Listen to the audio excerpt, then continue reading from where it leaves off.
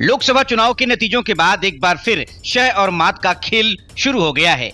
केंद्र में लगातार तीसरी बार पीएम मोदी के नेतृत्व में सरकार बनने से ममता बनर्जी बेहद बेचैन हैं। वो कई दिनों से दावा कर रही हैं कि बीजेपी के 3 सांसद उनके संपर्क में हैं और लोकसभा में बीजेपी की सीटें घटकर 237 होने वाली है। दूसरी ओर अजीत पवार ने खुलकर कह दिया है कि संसद का सत्र शुरू होने से पहले एनडीए के सांसदों की संख्या 300 हो जाएगी। चुनाव में एनडीए को 294 सीटें ही मिली थी। मतलब कि अजीत पवार एक बार फिर अपने चाचा की पार्टी पर धावा बोलने की तैयारी कर रहे हैं। तो इसके पीछे वजह यह है कि बीड से पंकजा मुंडे को हराकर चुने गए शरद पवार गुट के बजरंग सोनवाने ने अपनी जीत के लिए अजीत पवार गुट के एक मंत्री और एक विधायक को धन्यवाद दिया। इतना ही नहीं, उन्होंने 2 बार अजीत पवार से फोन पर बात भी की। एनसीपी प्रमुख अजीत पवार के करीबी सहयोगी और एमएलसी अमोल मिटकारी के एक ट्वीट से चर्चाओं का बाजार गर्मा गया है।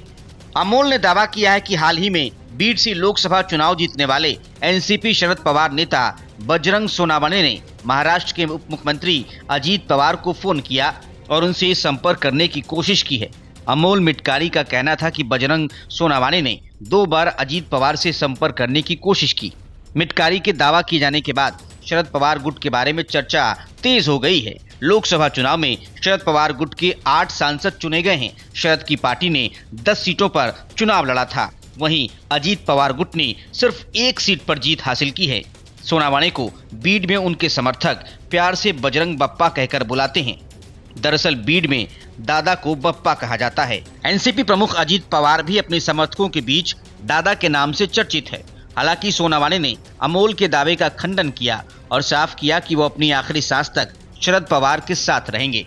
हाल के चुनाव में सोनावाने ने बीड से बीजेपी उम्मीदवार पंकजा मुंडे को हराया है। अमोल मिटकारी ने सोशल मीडिया प्लेटफॉर्म एक्स पर बताया था कि उन्हें बीड के बप्पा के दादा का फोन आया था।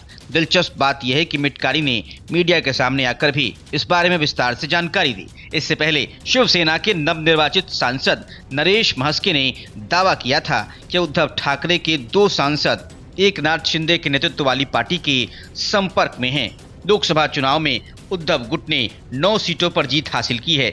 एकनाथ शिंदे गुट को 7 सीटों पर जीत मिली है। एनसीपी अध्यक्ष अजीत पवार ने दावा किया कि संसद सत्र तक भाजपा नीत गठबंधन में सांसदों का आंकड़ा 300 तक पहुंच जाएगा। उन्होंने पार्टी के 25वें स्थापना दिवस पर केंद्रीय मंत्रिपरिषद में स्थान न मिलने के बावजूद एनडीए के साथ रहने की प्रतिबद्धता जताई और अक्टूबर में होने वाले विधानसभा चुनाव जीतने का संकल्प दोहराया।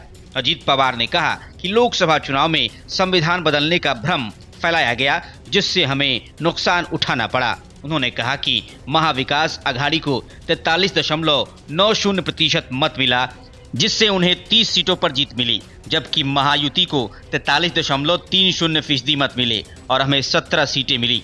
उन्होंने कहा कि ये पूरा चुनाव लोगों में संदेह पैदा करके जीता गया, लेकिन विधानसभा चुनाव में ऐसा नहीं होगा। हम तीनों सहयोगी पूरे समन्वय के साथ मजबूती से विधानसभा चुनाव लड़ेंगे और राज्य में महायुति की सरकार बनाएंगे।